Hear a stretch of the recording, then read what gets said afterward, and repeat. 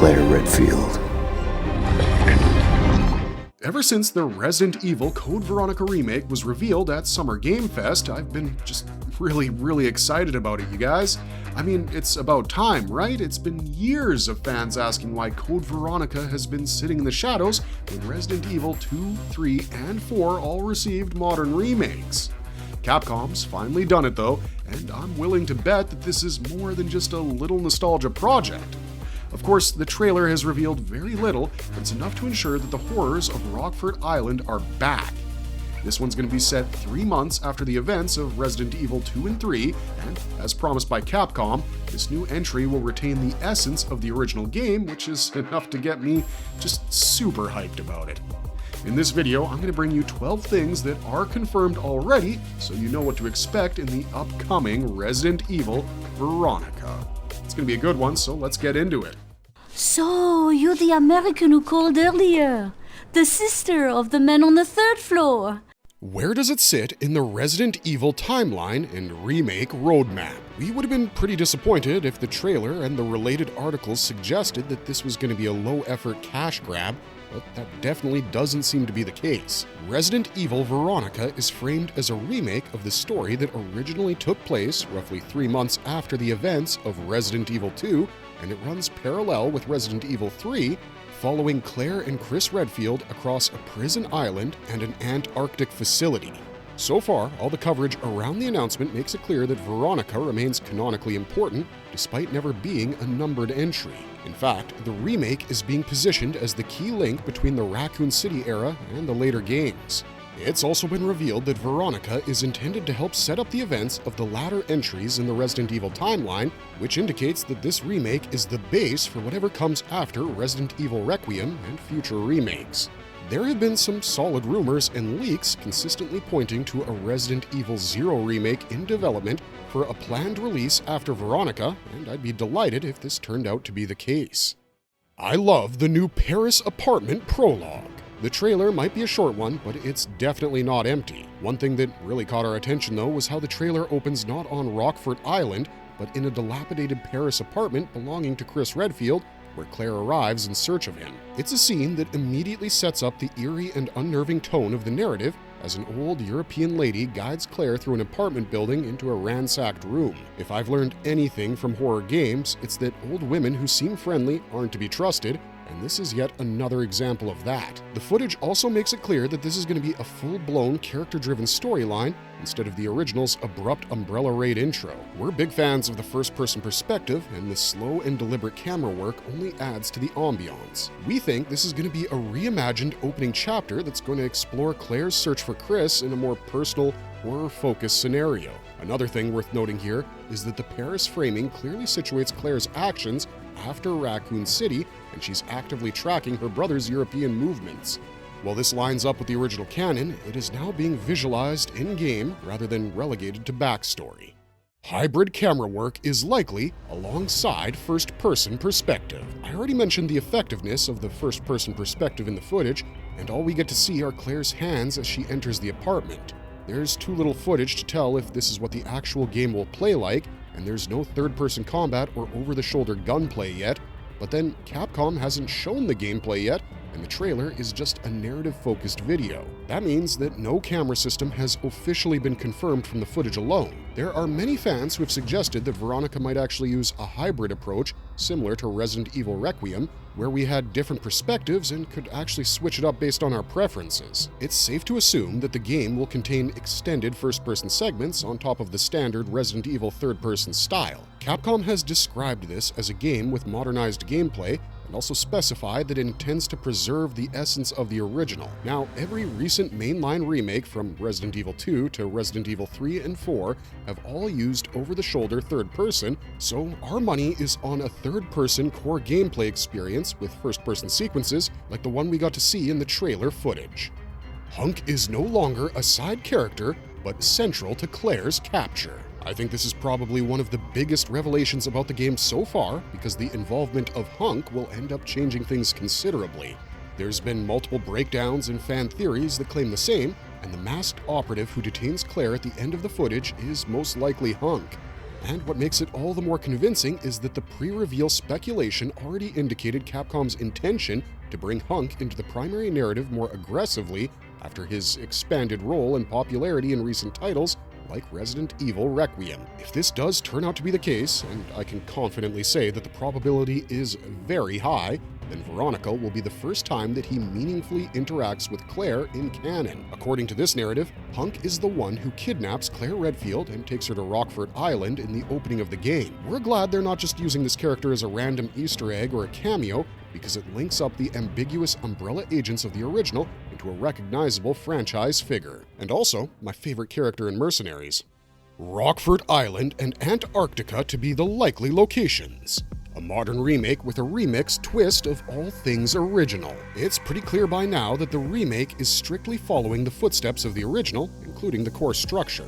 The story follows the journey of Claire and Chris as they survive an outbreak on a remote prison island in the Southern Ocean, and then a research facility in Antarctica. There's been some credible leaks about the project, and they even came out months before the official announcement. According to these leaks, Rockfort Island is described as being reworked into a more semi-open world rather than strictly linear corridors, and this means that the game will feel closer to the expanded layouts of the Resident Evil 2 remake and the Resident Evil 4 remake. We've also learned that nothing is cut in terms of the locations and enemies, and what you will get here is a heavily remixed version of the original. This means the Antarctic and Rockfort facility will be more explorable and interconnected, but the game will also cover the major areas that the fans remember. It all adds up because the remake budget is reportedly on par with the Resident Evil 4 remake, and it's only fair to expect a similar level of environmental density, set-piece variety, and cinematic staging for the familiar landmarks like the prison courtyard, the mansion-like main hall,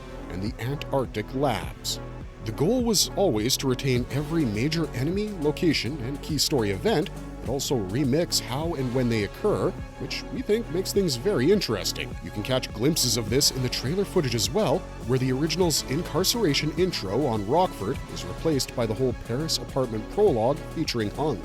That said, every briefing about the game so far has confirmed that the game is visiting Rockfort and Antarctica with the core story beats intact. You'll see Claire, Chris, Steve, and Wesker all getting meaningful overhauls. We've already talked about how the remake highlights Claire's search for Chris, but while their story arc might be the central narrative, there's been some information about a few other major characters. For starters, we learned that Chris isn't just a small part of the game and will receive a lot more playable focus. It's been revealed that Capcom is aware of how Veronica represents Chris's first appearance in the Resident Evil engine remakes as his younger self, and they want to deliver on that experience. We're positive you're going to come across scenarios that take him beyond the original game's back half. Aside from Chris, a major revelation is Steve Burnside's overhaul. There are strong rumors that Steve's awkward and creepy crush on Claire is being rewritten into something that's more grounded and sympathetic. Reportedly, this time around, players will actually be rooting for Steve, and that's kind of something. As for the antagonists, you'll get Wesker and his shadowy HCF organization, who will probably be pushed further into the spotlight. Expect a stronger story around his experiments and long-term plans, and this is also in line with the expansion of Chris's storyline. A Chris versus Wesker showdown might be the showstopper. This is one of the things that has us the most excited about Resident Evil Veronica, and from what we've learned, this isn't just random speculation. The game will feature a boss fight between Chris and Wesker, and it's not just going to be a cinematic clip. This time around, Chris will face Wesker directly with new combat mechanics and arena design built around their clash instead of the original's brief, cutscene-driven encounter.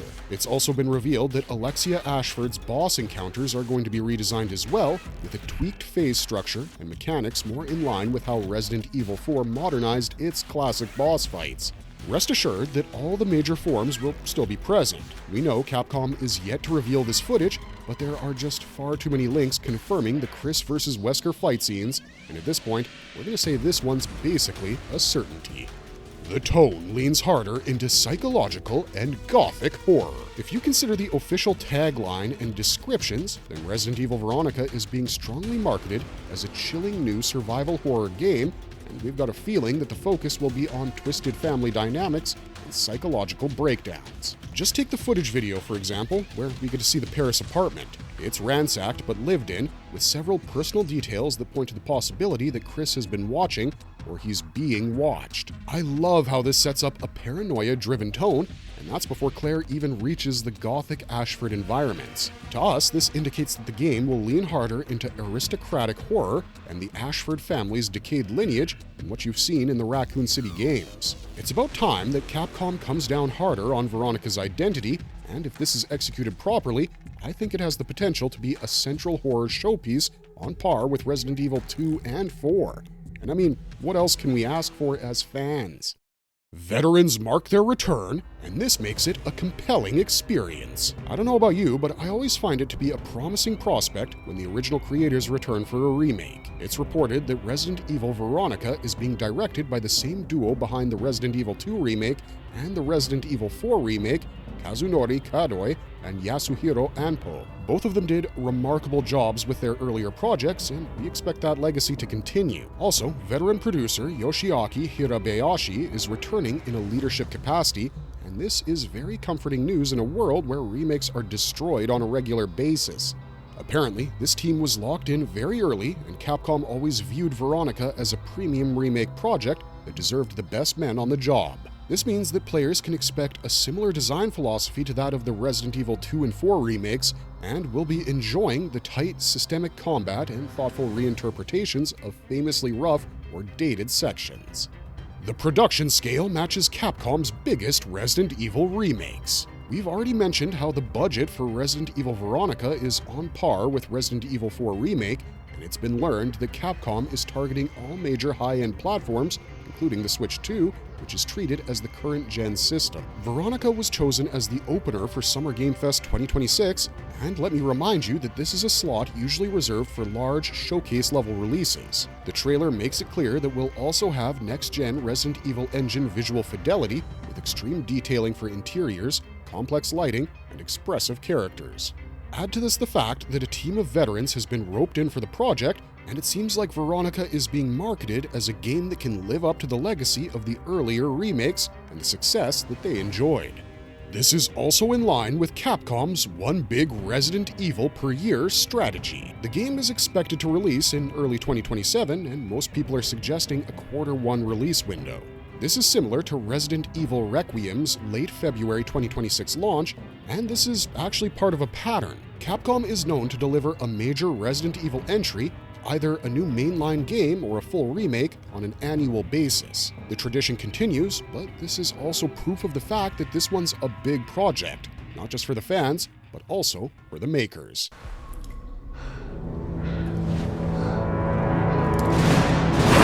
We can expect future remakes. Everything we've seen so far, starting from Hunk's reveal and the Paris setting, to all the significant suggestions regarding the narrative and other appearing characters, point to just one thing. All the hints so far position Veronica as a bridge into the events explored in Resident Evil 5 and other spin-offs. It's only logical to deduce that the Veronica remake will help set up the events of later entries in the Resident Evil timeline. Maybe there's some truth to the rumors that Capcom is exploring an eventual remake of the original Resident Evil under the working title Project Fallen. Some insider sources have also revealed that Code Veronica and Zero were greenlit together in internal meetings.